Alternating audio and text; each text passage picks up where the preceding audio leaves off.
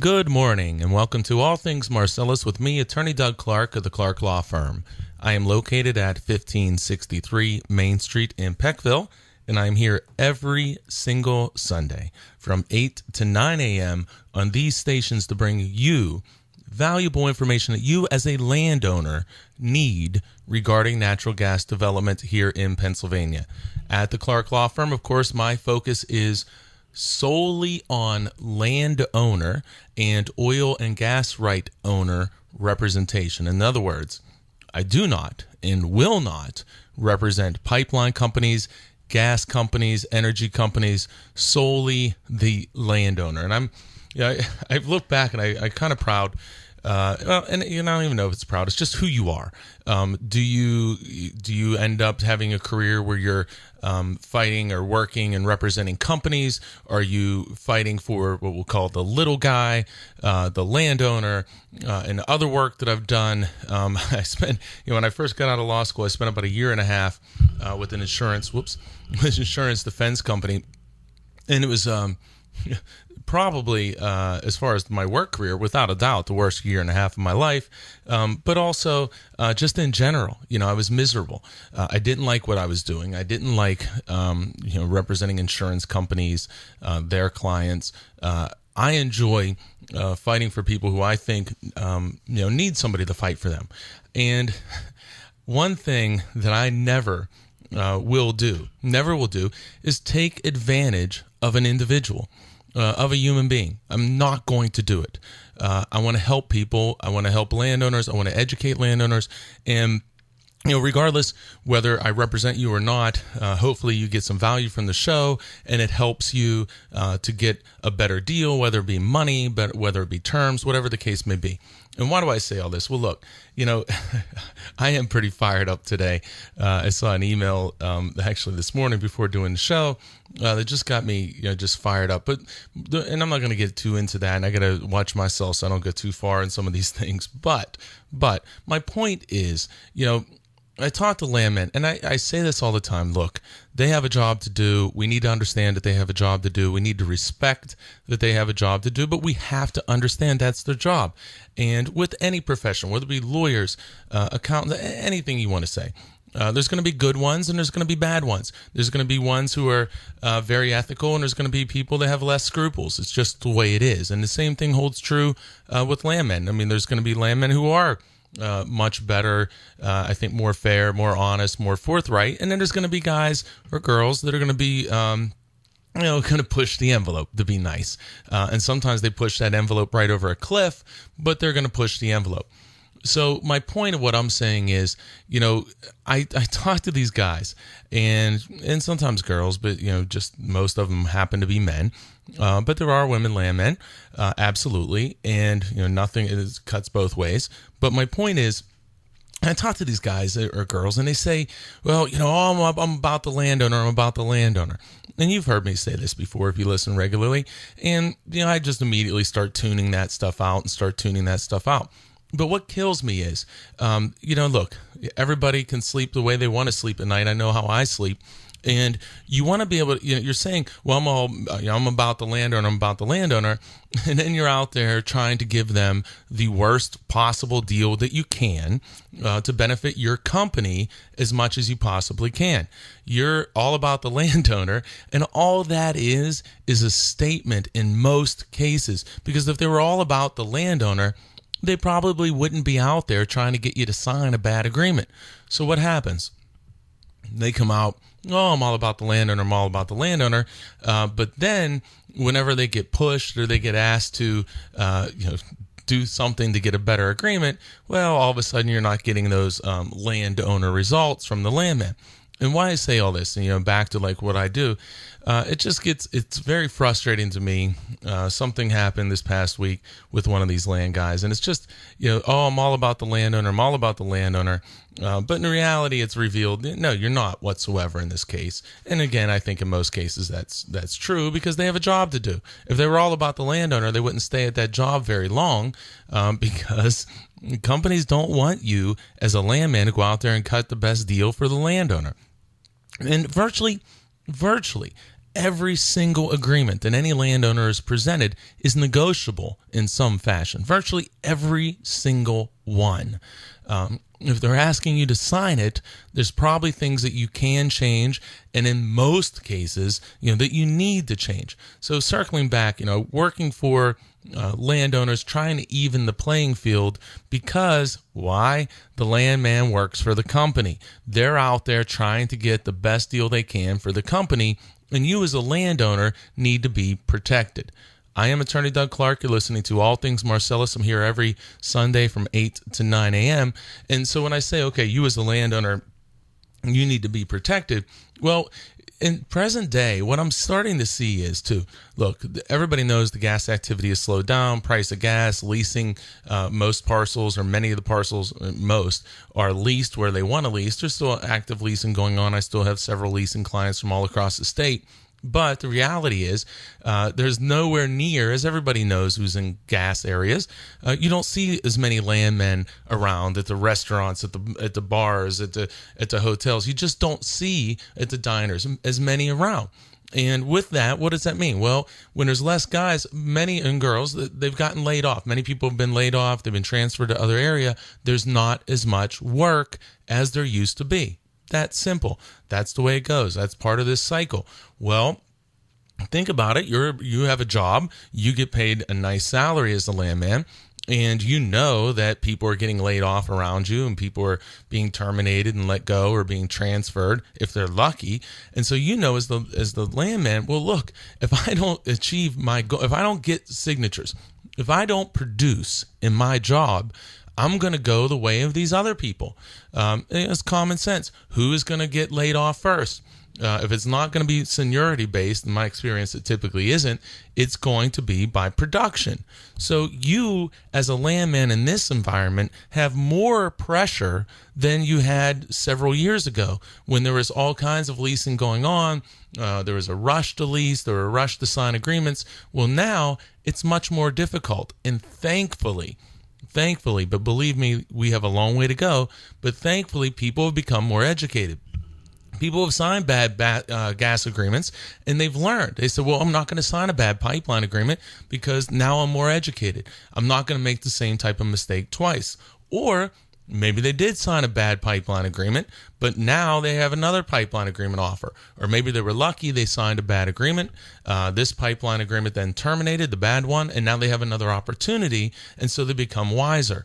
So as people become wiser, and again, we have a ways to go, but we've raised up the level of information and education for landowners. So as we go forward, it becomes more difficult for landmen to take advantage of landowners, to get them to sign these really bad agreements. It's still unfortunately happening almost every day, if not every day, but it's not happening at the same rate. So now landmen are under more pressure than ever to get signatures. More pressure than ever. So what does that mean? Well, I would say there's a natural tendency when you're under pressure to get signatures to maybe push the envelope even further. So maybe you're going to push it a little bit, but now given this pressure and your job may be on the line, or you have pressure on your job, well, now maybe you may get a little more aggressive. Maybe you start becoming more aggressive with the landowner. I get times all the time where landowners call and they say, the guy, he's pressure. And it equates to this whole bullying thing. You're out there and you're getting bullied by a landman to do something on your property that in many cases you have the complete right to decline. I mean, think about that. A landowner should not be intimidated, bullied in any way to feel that they need to sign and frankly even consider an agreement or a proposal to use their property when the company has no authority whatsoever to use the property.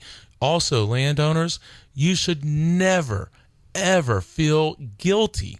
You should never feel guilty about declining an offer or asking for more money. You should never feel guilty. It's your property.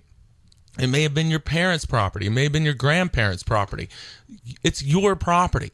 And unless you have no option to say no, the first thing you need to do is say, am I even going to do this? And if I am, how much do I need as far as compensation to make it for me to justify it? But then also, I need to get the best possible agreement that I can.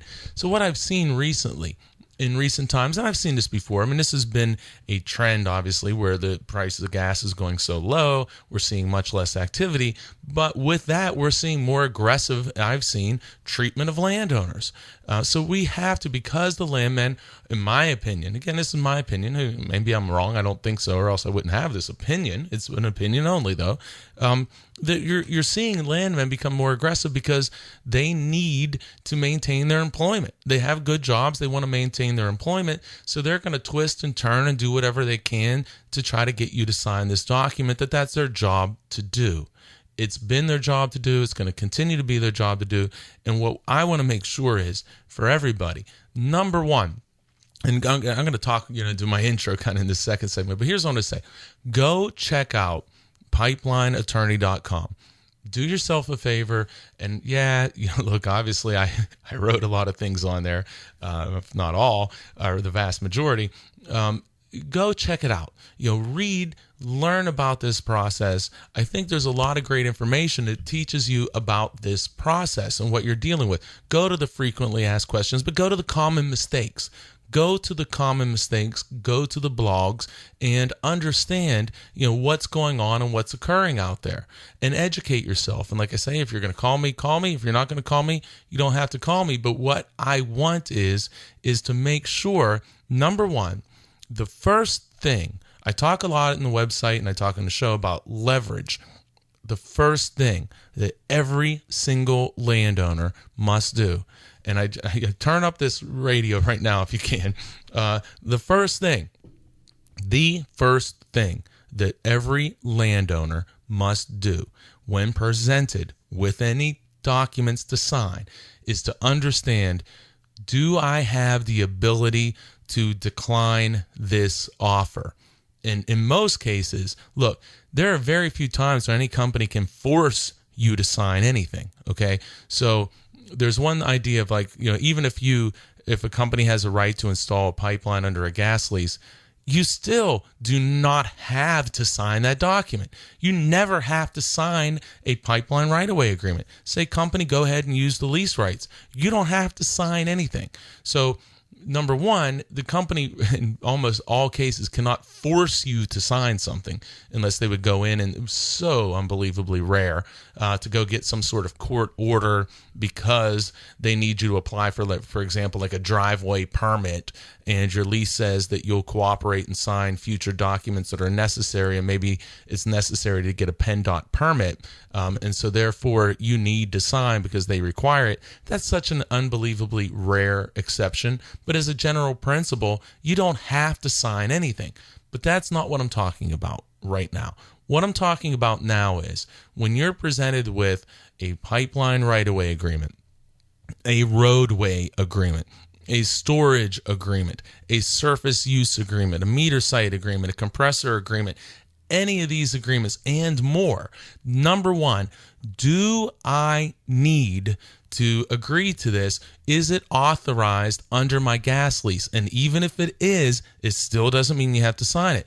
But in many cases, you do not have to even consider the offer, because if you decline it, there's no basis that the company can do this activity. So, for example, if you decline a pipeline right-of-way agreement, there's no way the company can put the pipeline on your property unless you sign. They can't go back to the gas lease. They don't have eminent domain in this example. And that's another important part. But you have to understand, does the company ever have the possibility of doing this if I don't sign? Number one, you're listening to All Things Marcellus with Doug Clark. I'm here every Sunday from 8 to 9. I'm going to be back after this break. I went way over, but I can tell I'm going to keep going down this path a little bit, but we'll get into some other stuff here in a minute. I am attorney Doug Clark, 8 to 9 every Sunday in these stations. I'll be right back. Welcome back to All Things Marcellus with me, Attorney Doug Clark. Again, I'm here every Sunday from 8 to 9. And for those of you who are regular listeners, I always imagine, I'm sure you get so tired of hearing my introduction in segment 1. Well, good news is I didn't do my introduction in segment 1. Bad news is I'm going to talk a little bit about it now. So again, I represent landowners, solely and only landowners. I represent people for gas leases, gas lease amendments and modifications, pipeline agreements, water line agreements, royalty-related issues, unitization issues, surface use agreements, well pads, damage releases. Look, any and everything, estate planning related to the natural gas development in Pennsylvania. That's my focus, and as I started off earlier, from the landowner's side. And only that side. And if you need representation, I do a lot of consultations too, where people are presented offers and we talk about, I touched on here this beginning section, and I'm going to get back to it, understanding your rights. And so a lot of times, what's a very valuable thing for landowners is to have this, like an initial consultation, sit down by telephone. I mean, I've done these consultations with people in Alaska. I always talk about Texas, California, Hawaii. And Micronesia. I have to throw that in. We can do it anywhere across the country and across the state and talk about, okay, what are your rights? Because as I said in that first segment, one of the most important things is to understand your rights and understand them early. Because if you are not interested in a proposal, and we'll say it's a pipeline proposal or a roadway proposal, a meter proposal, whatever we want to say it is, we'll make it simple and say pipelines. If you're presented with a pipeline proposal and when they come, you say, well, geez, I really don't want to do this. This is bad news. I don't want to impact my property this way. And if you had the right to say no, and you understand that, then you just say, thank you, sir or ma'am, but I'm not interested. You can go somewhere else and go through another area or another property. And look, let me tell you something else too. Little secret. The old expression, if there's a will, there's a way. And if the company has a will to install a pipeline to get to point A to point B, they're going to do it. They are going to do it. And you, as a landowner, farmer, whatever, hunting club, whatever it is, if they want to get around your property because you're not going to sign and you say no, they will go around your property. Or what they'll do, despite how they'll hem and haw and they'll cry and all the other little gyrations that they'll do and going crazy, all of those different tactics that they'll try, they'll go around, work around your property. Yeah, it's going to cost them more. They'll do it because it's worth it for them. None of these pipeline companies are going broke. Go look at it. None of them are going broke. Despite what they want to try to cry to you, none are going broke. So what happens is they'll go around you or they'll come back to you and offer you a lot more money. I have had multiple times, not every time, multiple times, pipeline offers have increased literally hundreds of thousands of dollars than what was initially offered. So play this out. Landowners offered $50,000 for a pipeline right away. Landowner doesn't want it. We have a consultation. I say, look, you can refuse this. Here's all the different reasons why. Here's what your rights are. You don't have to do this. You can politely say to the gentleman who's coming to your house, hey, please don't come here. I really don't want to do this. I'm not interested. That's your right. It's your property. You worked hard to purchase your property. Your family may have worked hard to purchase this property many, many years ago. All of those things come into play. That's your right. That's your property. So you have the right to say no. You say, sir, thank you. I appreciate your time. I don't want to waste your time. I am not interested. Please don't bother coming back. So now again, they may go into this we need to get this gas to market. Your neighbors, and that drives me insane. If your neighbors. So now they're trying to guilt you to do something on your property to benefit your neighbors. I love my neighbors. I love my neighbors at our cabin. I love my neighbors where I grew up in Armstrong County. I love my neighbors on my street that I live at today. I do. but I'm not going to burden my property for their benefit and sign a bad agreement that the company wants to present to me because the company's trying to guilt me that my neighbors aren't going to have a positive impact. Now, I don't want to hurt my neighbors by any stretch in the world. Company knows that, so they're going to try to they're going to try to guilt you. This isn't the intimidation one. This is the guilt one, where they're going to try to guilt you. Then, which I find to be, I'm going to use the word despicable, because I do find it to be despicable. Here a land guy, we'll say this guy says that he's all about the landowner, and they almost all say that, but whether he says it or he doesn't, goes out to other neighbors and says, oh yeah, we want to get your gas to market, we want to get your royalties, but Doug Clark won't agree to a pipeline agreement, and so that's slowing everything down. I'll now use the word hogwash because I'm on radio, but I would use another word there, and I apologize, but I would if I wasn't on radio right now. So what we have here is then we have this situation where now you have this landman who may or may not say I'm pro landowner out there trying to pit neighbors against neighbors. And the sad part is that statement is almost absolutely certainly untrue, because if they wanted to put this pipeline in, they'll get the pipeline in. And what they don't want is to give you a fair offer. Their idea of fair, they want to give you an offer that's fair by their idea of fair, not by your idea of fair, and quite frankly, not by some total independent person who's completely unbiased, who's just looking at this and says, well, do you think that's a fair offer? No, the company doesn't want to be judged by that standard. They want to give you a fair offer, what they call fair, by their own standard, which again is garbage. So they're going out there and saying, oh yeah, your neighbor's slowing it up. But they're trying to get your neighbor to sign a 2-year option agreement. They're trying to pay your neighbor $16 a foot for pipelines.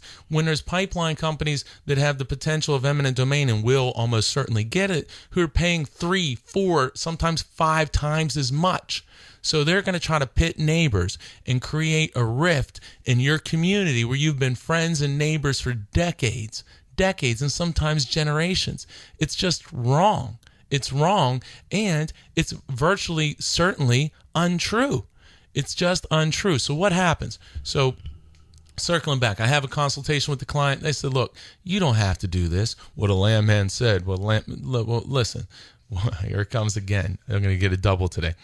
Well, the landman works for the gas or pipeline company. I am working for you. I'm using my experience and what I know to give you truthful, accurate, credible, knowledgeable advice based upon doing these agreements hundreds and hundreds of times.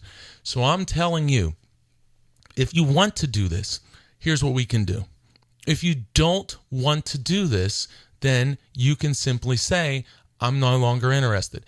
And a lot of people, they don't like confrontation, and that's certainly understandable. So we'll say, okay, if you would like, I can communicate and say, hey, thanks, but no thanks, my client's not interested.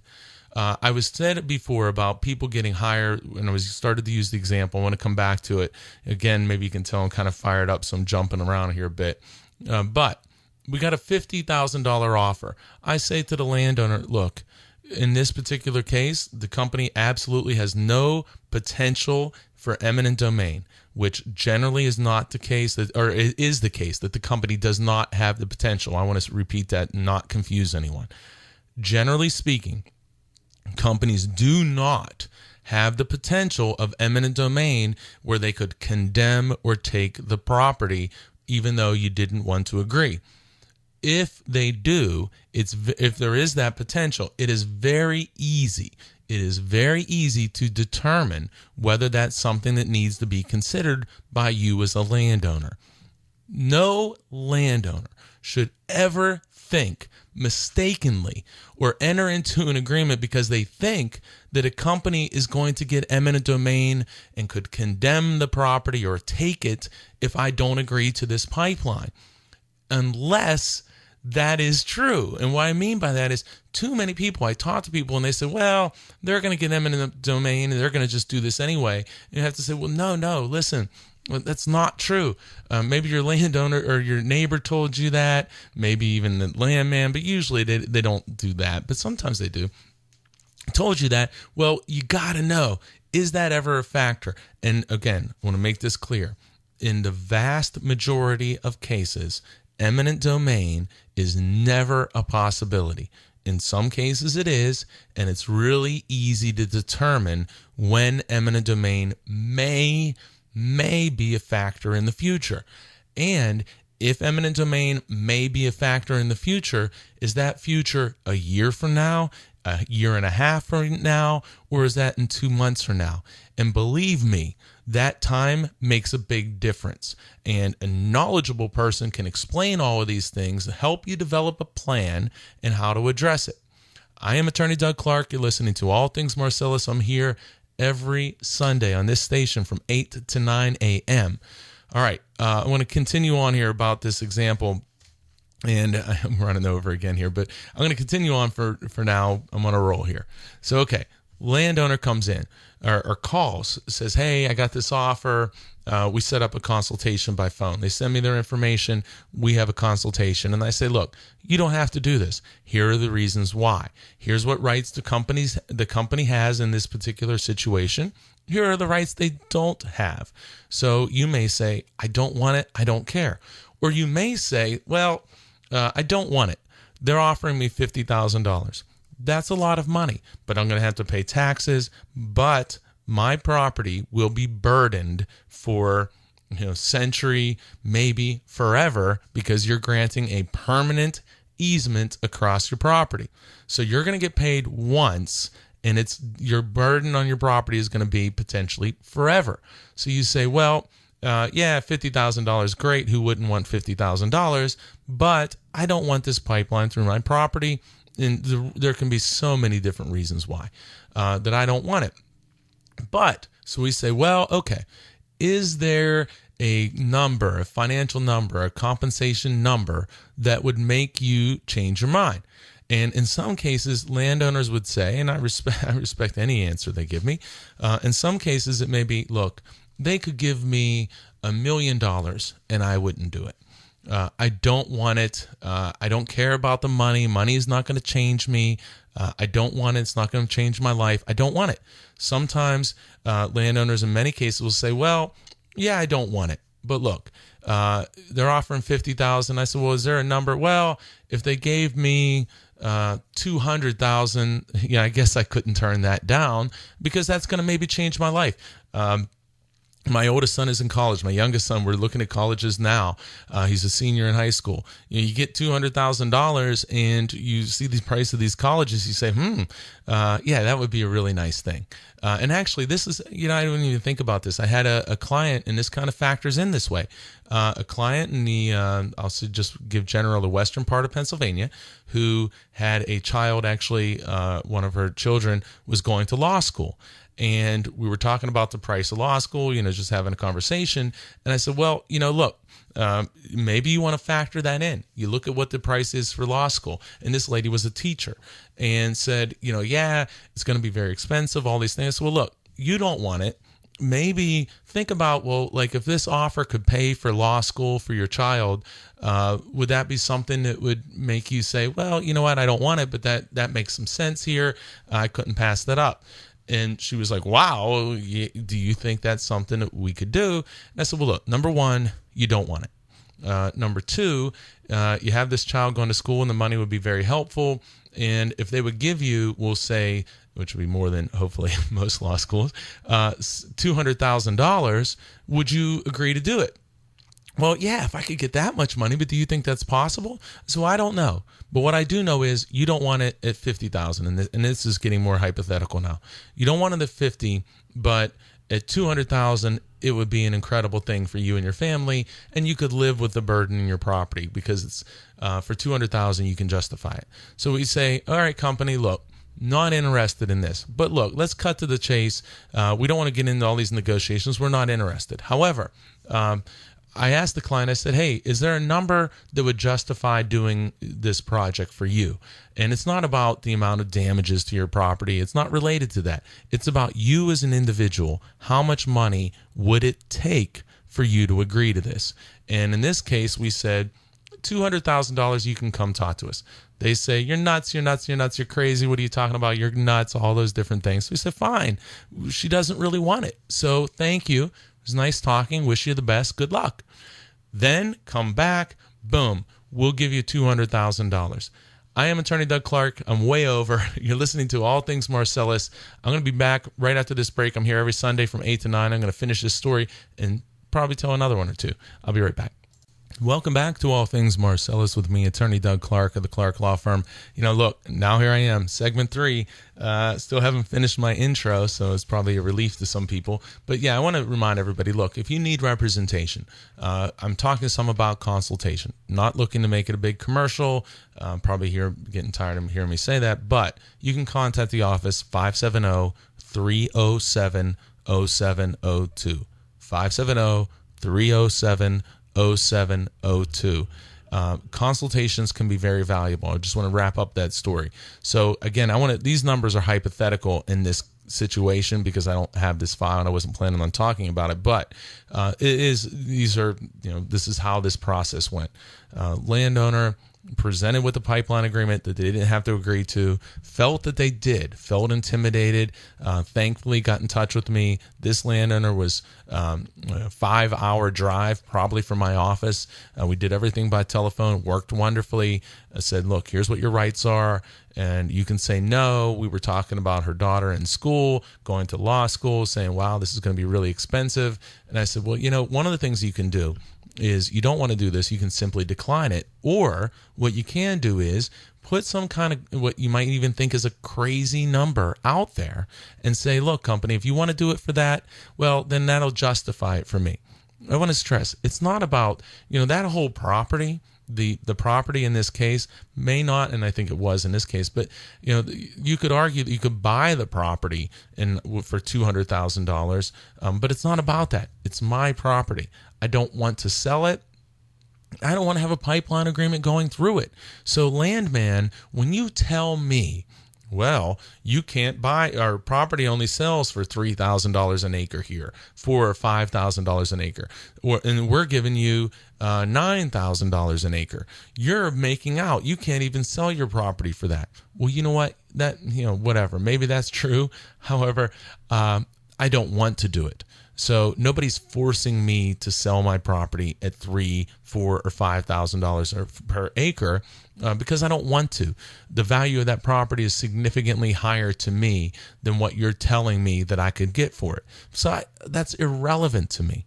It is absolutely irrelevant. What's relevant to me is, do I have to? Not even about do I have to.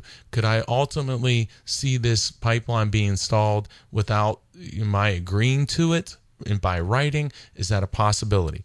If that's not a possibility, I've had many clients say to me, I don't care if I had to give them all the money they gave me back, just leave, get off my property. So what we have now is we have people where you're ahead of the game. You're before that stage. So you look and you say, well, yeah, geez, I have the ability to say no. I don't want to be the person who looks back on this in 5 years and says, oh my heavens, I wish I could give them all their money back and they would just leave, because they don't do that. They're not going to leave. So again, $50,000 offer in this example, again, this is getting hypothetical on the numbers, but ballparking, saying, well, okay, here's the offer. Well, instead of that, we want $200,000, because that would justify this incursion. That would justify this activity in my mind. You may think I'm crazy, company, and that's okay, because I have no problem with you getting in your car, driving away, and say, oh, that guy or lady was crazy. That's fine. Go ahead.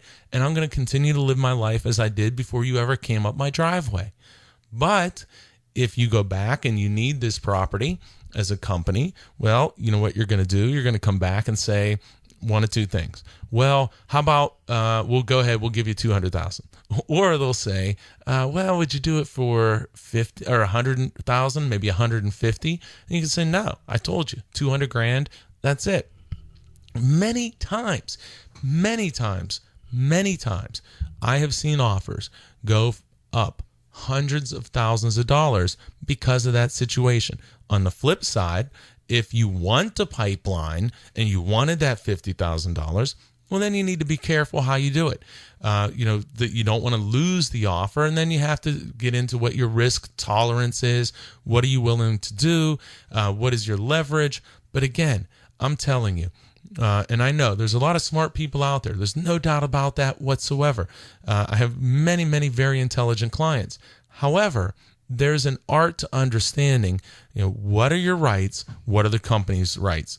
And these agreements, these gas leases and language in there relative to pipeline and roadways and other surface activities can be very convoluted. And maybe, too, that you may read it and think, oh, okay, this is what it means.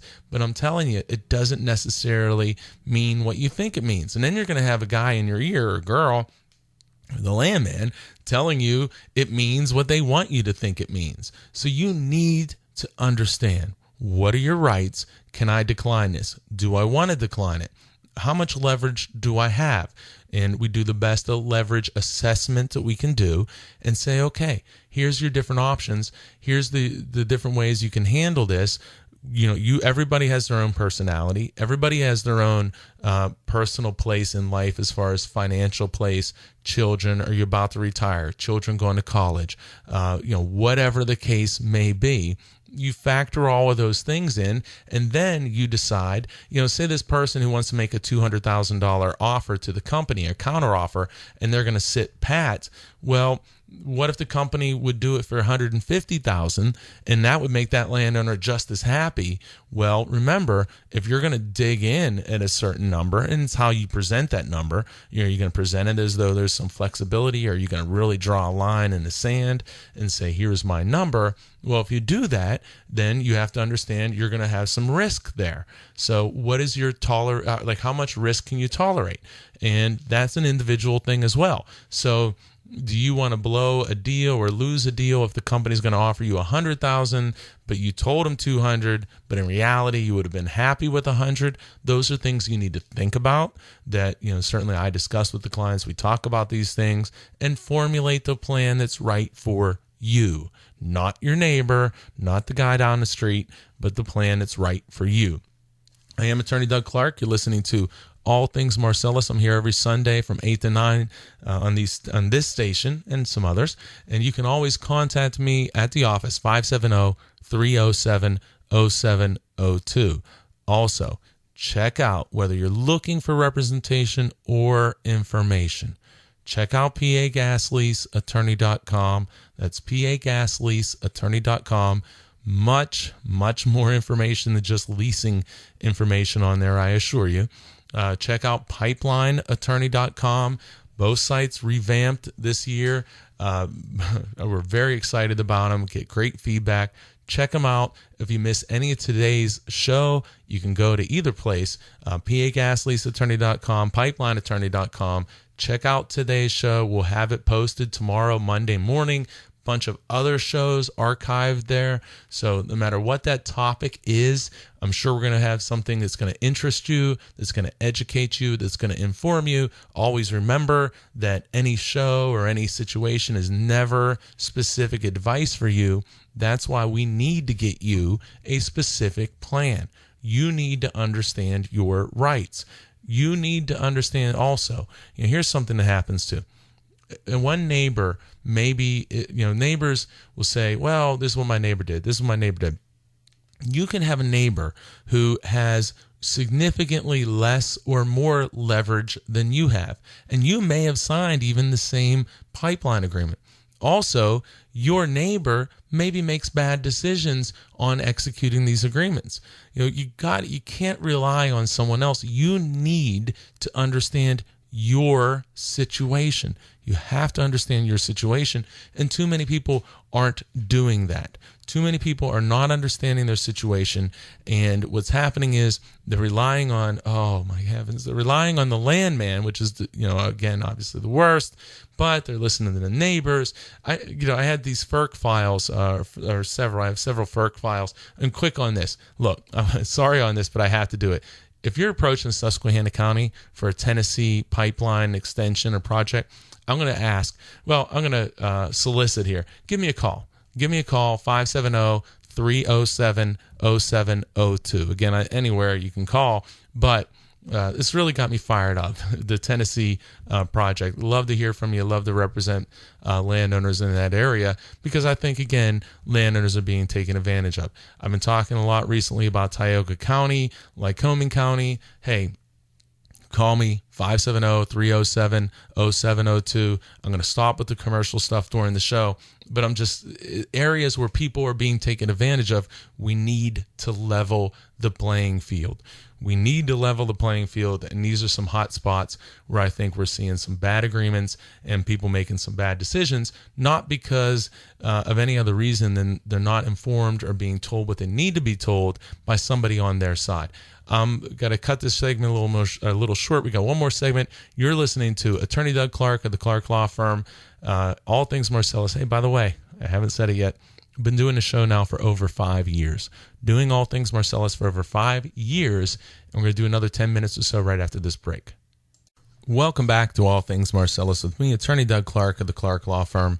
Okay, so talking all about here, landmen, the tactics, talking about these pipeline right-of-way agreements, understanding your ability to say no, talking about go check out pipelineattorney.com, read the site, go through, read the blogs, read this information, because I'm telling you, whether it's for a pipeline, whether it's for a roadway, whether it's for any agreement, there's value and insight there. Whether you ever call me, whether you're looking for information, again, we want to raise the education and knowledge level of all landowners. We want landowners to sign fair agreements by our standards, not fair agreements by the company's standards. I was talking about neighbors. I say all the time to the company guys, I say to my clients, unless your neighbor did extremely well, I don't care that your neighbor signed a bad agreement. Because your neighbor signed a $16 per foot pipeline agreement, it is entirely irrelevant to me. Just like it was entirely irrelevant to the pipeline company that your neighbor signed a $6,000 per acre and 20 or 21% lease, and they're only offering you $500 and 15%, or sometimes even lower. They don't care that your neighbor signed for more. They say, well, this is what the market is. And guys, because your neighbor signed a bad agreement, that doesn't mean that you need to. And if everybody stops signing these bad agreements, you're going to see these numbers increase significantly, as we have across the state, as this process is played out.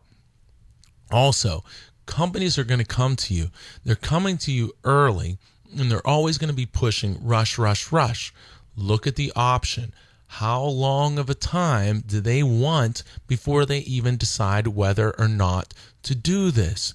So when they're coming to you a year out, a year and a half out, 2 years out, 3 years out or more, well, where is this rush? Why is it such a rush? They're going to want to put on these, what I call sometimes these false deadlines and these time pressure tactics, but sometimes they're real.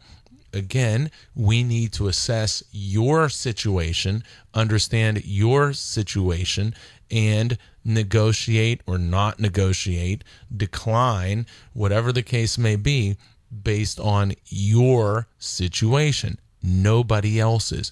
And your neighbor can have 100 acres and you have 100 acres, and your situation can be entirely different than theirs. Or they could just go ahead and sign the agreement. Or, land guy comes out, says, oh, we're going to offer you $50,000. That doesn't seem like enough, and because they offered you so low, now they want to offer you, they'll say, well, we'll increase. We'll get it up to, how's $60,000? Oh, okay, that's good. So your neighbor he or she decided to go real quick, thought they got a great deal because they increased 20% from 50,000 to 60, but you understand your situation a little more. You understand your ability to say no. You're negotiating for, potentially you may get, and look, this isn't a specific case, but you might be able to get 100, 150, or you may decline it because you don't want it. The key is everybody has to understand their specific situation. What is the positives to refuse the offer? What are the negatives to refuse the offer? I need to understand those things. What is the situation if I say I want a whole bunch of more money and they walk away? What is my feeling going to be there if they never come back? Or they walk away, I understand that they're probably going to, and yeah, they may or may not come back, but if they do, it's going to be with significantly changed terms. And look, let me tell you this. They're never going to say, we use the example, they're offering you 50, you wanted 200, and they're going to say, oh, okay, hey, great. All right, let me change the paperwork. They're not going to say that. What they're going to do is tell you, whoa, that's unreasonable, that's too high, and then they leave. Now, they may never come back, but you know what? They may come back. And that's where it comes to whatever, your risk tolerance. Did you even want the pipeline? Those are all things that you have to factor in. But please do not, this is all over the websites, but please do not rely on the company landman to inform you of your rights as the landowner. Please do not rely on the company landman to inform you of your rights to decline an offer, to negotiate an offer. Do not rely on them. They work, I think it's my third time, the landman works for the company, not you, the landowner. They are not representing you. They are not there to help you. They are there to do their job, to work for their employer, to get signatures, to get back in their vehicle, to go to the next house, the next residence, and go get signatures or attempt to go get signatures there. That's fine. That's their job. We know it. We have to make sure that we understand it and understand who we're dealing with. I am Attorney Doug Clark. You're listening to All Things Marcellus. I'm here every Sunday on this station from 8 to 9. And if you missed me today, you can go check out, you missed today's show, or you want to go back, you want to listen to many other hours of shows, you can go to pagasleaseattorney.com. You can go to pipelineattorney.com. You can contact me at 570-307-0702 for any representation. So, okay, I'm going to wrap it up here. I only have a couple minutes left. I know I come into these shows so many times and I have these ideas of things I want to talk about. And, there's a couple bad agreements. I talked a lot about pipelines there last week and went through an agreement word by word and showed talked about where I saw all of these different issues. Today, more of a general show, kind of got on a little rant there, which I believe in, and I feel, I just was upset this week because I thought that there was some really shady activity by a certain individual out there talking to landowners. I'm not going to say any names, but the importance of understanding, talking to this person from the beginning, I had a total bad vibe in my first communication because it was like they broke out the landman textbook and started reading from it saying, I'm all about the landowner. I own property. It's always the same thing. I own property. Sometimes they have wells on the property. They have a story. They're going to give you their story and they're going to amend and alter and change the story to the one that works best for them. So this story has evolved over time. It's almost like when they sit down at the table with you, they're reading a different script. And what happens is I'll talk to different landowners who will be contacted by the same landman. And they'll say, oh, yeah, this guy's all about the landowner. He has property in New York or Texas or whatever the case may be. He's involved in the gas industry. He's doing this because he really wants to help people. And they're saying that same story. One guy was an Army Ranger, and look, all the respect in the world for that. My grandfather was an airborne. But the point is whatever is going to help you as a landman, or if you're a landman, to befriend the landowner, to gain their trust, to, unfortunately, in my opinion, in many cases, manipulate the landowner to get them to sign a bad agreement. And I want to stress too, I talk about bad agreements. We talk about money. Money's the easiest thing to talk about. However, it's so much deeper than that. It's so much deeper than just money. You have to watch out that you're not going to get tagged with yearly tax increases because property has been taken out of clean and green. Landman says, oh, we have that covered. We have that covered. No, you have covered that you'll pay back taxes, but any future increases in taxes, I'm responsible for forever. And that could be a century or more. All right, I'm way up against it. Listen, it's been a great show. Hopefully you enjoyed it. I am Attorney Doug Clark. All Things Marcellus. I'm here every Sunday from 8 to 9 a.m. on this station, and I'll be back next week, and I hope everyone has a great week.